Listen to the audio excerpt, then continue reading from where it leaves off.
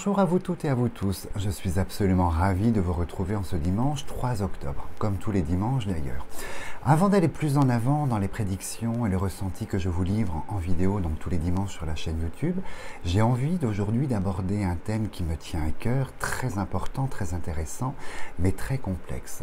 Aujourd'hui, nous allons parler du destin, à savoir qu'est-ce que le destin? Le destin, puissance inconnue qui fixerait de façon irrévocable le cours des événements de la vie de chaque individu. Si nous nous attardons sur la définition du mot destin, donc dans les dictionnaires, dans les livres, au niveau, sans parler évidemment de la racine gréco-romaine, son origine, au niveau du mot, qui signifie par extension le temps est fixé, le temps est écrit, le temps est fixé, on s'aperçoit que la définition du destin apporte l'idée que toute notre existence, donc du jour de votre naissance à la fin du chemin, tous les événements de votre vie que vous allez vivre ou évidemment subir sont inscrits, préinscrits quelque part, et que cette idée-là, elle est régie par une force supérieure qui gouverne un petit peu votre existence. À savoir que si l'on accepte cette idée, donc on a une forme d'inéluctable derrière, l'idée que finalement que nous agissions ou pas, les événements vont se produire. Alors moi, par rapport à cette théorie, évidemment, je m'y oppose de par mon métier, de par ce que je suis mon métier, puisqu'après 30 ans de consultation, je m'aperçois qu'effectivement, nous avons le pouvoir d'interaction. Mais avant d'aller plus en avant, nous allons regarder comment fonctionne le destin. L'idée du destin, comment ça fonctionne, c'est assez simple. C'est-à-dire que vous avez un jour, une heure, une date de naissance. Donc vous naissez sous un calendrier, sous une carte astrale, donc avec des planètes qui sont situées à certains endroits. Donc vous avez cette influence. C'est un petit peu votre livre en fait qui est écrit, si on reste toujours dans cette idée-là. Après, au niveau du destin, vous avez l'influence actuelle, c'est-à-dire votre environnement familial, et quand vous évoluez, évidemment, social, professionnel, qui attise ce destin, parce qu'à la naissance, vous êtes prédestiné à certaines qualités, artistiques, scientifiques. Donc, vous voyez, dans l'idée du destin, c'est qu'on vous transmet, en fait, cet héritage, et qui remonte aux vies antérieures également. Vous avez ce pack, cette espèce de pack, en fait, et sur ce pack, en fait, la somme de toutes ces conditions vous apporte des événements qui sont écrits. Donc, les événements qui sont écrits, il est évident qu'on a une très grosse partie sur lesquelles, pour moi, on puisse interagir, et une seconde partie, malheureusement, où on n'a pas le droit de regard, c'est-à-dire que l'environnement, on ne le maîtrise pas. Si on vous annonce de la pluie demain, vous n'êtes pas d'accord, on ne peut pas changer ça, il va pleuvoir demain. Donc là-dessus, vous voyez, tout ce qui touche en fait les événements extérieurs qui vous sont apportés sur votre chemin de vie et qui interfèrent évidemment dans votre destinée, on ne peut pas les changer. Mais en revanche, ma profonde croyance et mes constats de ces dernières années, c'est que lorsque le fait de savoir à l'avance que certains événements vont se produire, on peut se positionner. On aura d'un côté l'attitude plutôt passive en disant c'est mon destin et l'inéluctable se passera, si je dois le vivre, je le vis, ou au contraire, selon l'événement, évidemment s'il est positif, on va interagir dessus, mais s'il a une valeur de négativité par rapport à tout ça, ça me semble évident de se dire on ne va pas rester passif, oisif par rapport à l'événement qui arrive, et là, le fait de connaître cet événement, on peut avoir un droit d'interaction dessus. Grande question sur laquelle je travaille depuis des années, de par mon métier de médiumnité et de voyant, c'est l'idée de savoir comment interagir et comment modifier son destin, comment agir sur son avenir. La conclusion me paraît évidente finalement, c'est que lorsque quelqu'un vous apporte des éléments concrets sur ce qui va se dérouler dans votre vie, avec une période évidemment plus ou moins on va dire concentré, c'est que le simple fait de connaître l'événement négatif, je pense qu'on peut s'y préparer et avoir le pouvoir d'interaction sur cet avenir. Bien sûr, j'en conviens, ça peut être une théorie discutable, c'est évident, mais après 30 ans de médiumnité et de voyance, je puis vous assurer que le fait de connaître certains éléments de votre vie qui vous sont dévoilés par des personnes comme moi, vous avez en fait la possibilité, vous, de vous positionner face à l'événement. Toujours avec l'idée de l'inéluctable, on l'accepte, ou l'idée d'interagir pour améliorer évidemment cet événement. Et c'est là qu'intervient la formidable possibilité finalement de voyant et de médium en fait, puisque la fonction, outre ce que je fais tous les dimanches de vous annoncer en fait l'évolution de la société, l'avenir de la société par ces vidéos, c'est que finalement si on se rattache en fait à une prédiction personnelle, vous avez une forme de clé, une clé pour essayer justement d'intervenir sur l'événement qui est annoncé. Évidemment, il y a toujours l'idée du libre arbitre qui est derrière en se disant finalement est-ce que je dois, je ne dois pas, mais pour les choses positives, parce qu'il faut bien comprendre qu'à l'heure d'aujourd'hui, entre la technologie, les moyens de réflexion que nous avons, nous construisons notre avenir. L'avenir se fait, pour moi la destinée, c'est quelque chose que l'on possède avec la faculté justement de construire cet avenir. C'est évident. Moi, ma position d'aujourd'hui, en exemple simple, c'est les décisions que j'ai prises hier. Il y a la causalité de ces décisions. Et les décisions que je prendrai aujourd'hui vont contribuer à la construction de mon avenir, de mon destin. En enlevant l'idée qu'évidemment ces 30% grosso modo d'événements extérieurs, comme la société, ce que je vous disais tout à l'heure, viennent influer, dans lequel, comme tout le monde, je subis ces 30% de destin, il nous reste la capacité en fait de construire ces 70%.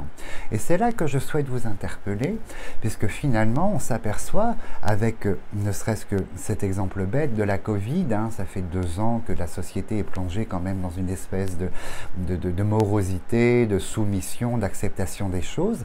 Donc en ayant ces éléments, on se dit finalement, ça c'est 30% de l'événement extérieur, mais moi, à mes 70% d'action, de mes possibilités d'action, qu'est-ce que je peux faire en fait pour améliorer ma vie?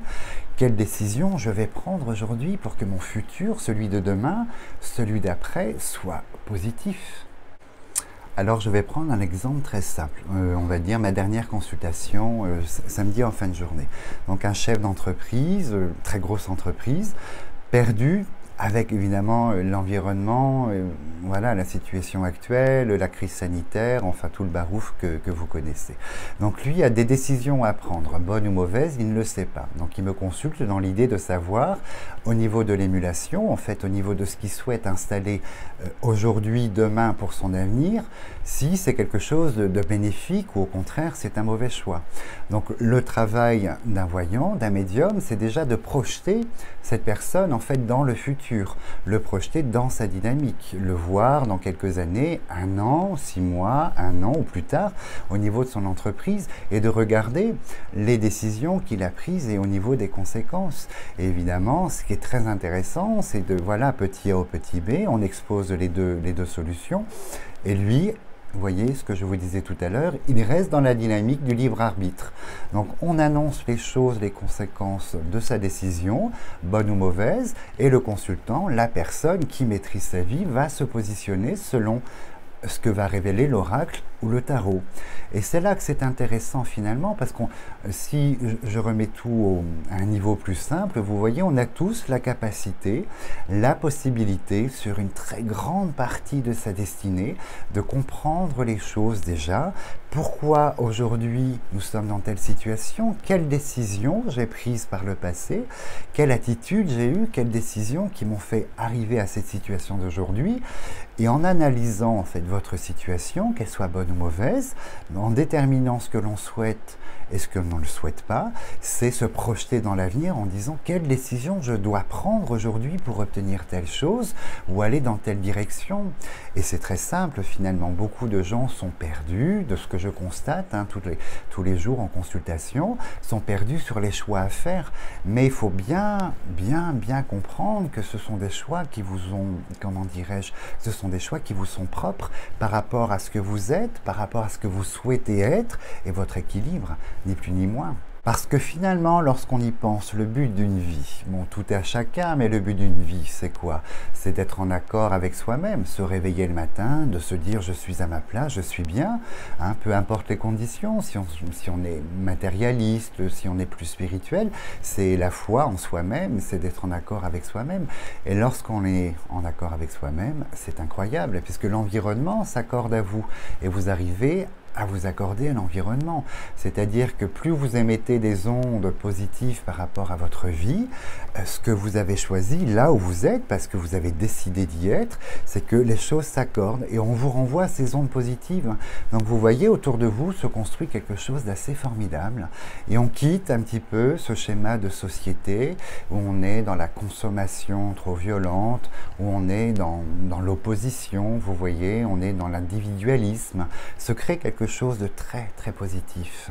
Et voyez, c'est quelque chose que je souhaitais vous apporter en termes d'analyse, hein, de façon à se positionner par rapport à vous-même dans le présent et déterminer pour améliorer votre situation, vos choix, vos désirs, vos envies, en fait, et vous apporter l'idée qu'effectivement, la voyance, la médiumnité est un moyen, sinon le moyen, justement, de vous positionner pour connaître votre avenir et éviter ou au contraire augmenter cette perspective.